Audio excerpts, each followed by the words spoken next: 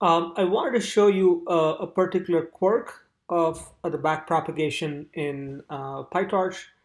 So here I'm just doing this all over again, where x is defined as a random matrix 2 by 2 which requires grad equals true. So we are hoping to differentiate with respect to x. And then we define z as x times x plus x. And then we are defining q as the standard deviation of z with respect to um, standard deviation of z, the matrix. So let's run that. Okay, something. And then we can run this where we backpropagate the partial derivatives of q with respect to x. That's this sentence. And then we are now printing the derivative of q with respect to x here, which is x dot grad. Let me run that. And that's what you get. Okay. Now let me run this again, where we haven't changed x, we haven't changed q, so we haven't changed anything.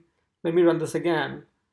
Um, Something funny happens. Okay. Um, trying to backward through the graph a second time, but the saved intermediate results have already been freed. Blah blah blah.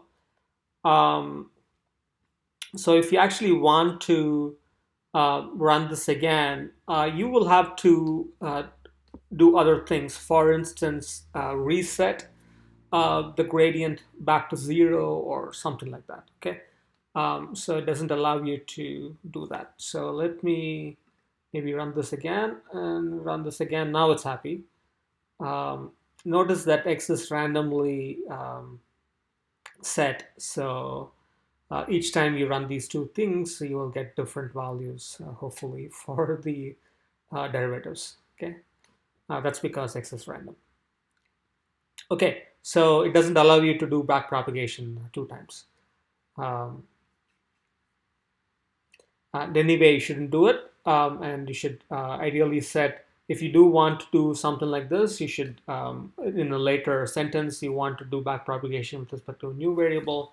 Ideally, we should reset all the gradients to zero, and there's a command for that, which yeah, I'll let you look up.